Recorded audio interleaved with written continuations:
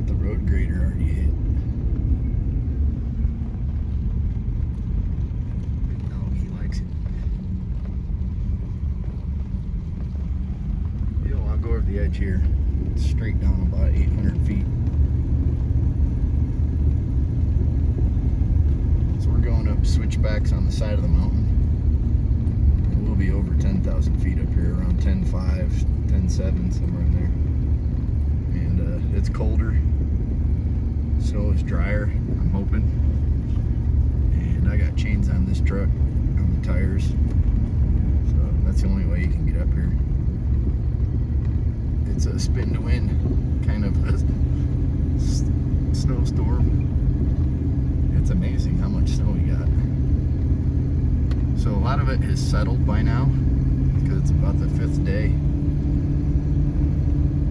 So just the snow weight, when we get more layers on top, it makes the bottom layers get more dense. And so if you get 30 inches of snow, what you see now looks like 16 or 20, and that bottom 16 inches is pretty tight, and the top 4 inches is nice fluffy powder.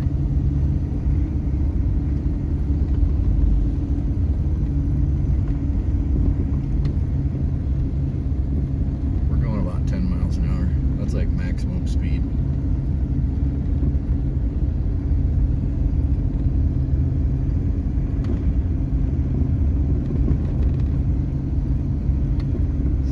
Basically went from summer conditions to this in a week, and it just finally stopped snowing.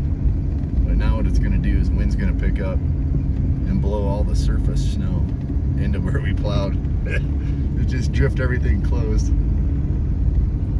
Job security, if you get paid. Collectibles and accounts receivables. Right, buddy? Buy him some dog food or treats. Oh yeah, this is usually a mess right here. We've had to pull people out of the ditch around here, but they did a good job opening it up. If we get a little sunshine, it'll pretty much melt down to the gravel. Whoa, that's a situation. That's rough on the old truck. We're gonna make it up here to where we hit a gate, and then see if we can get through time. It's gonna be rough, for sure. This is probably the most snow we've ever pushed up here in one shot. Looks nice.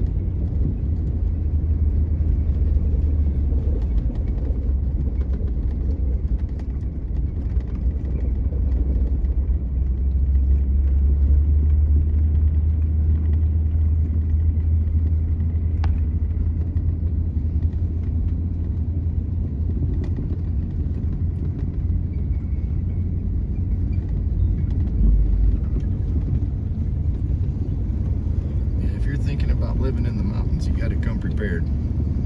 Even if you're coming on a holiday, you better be prepared.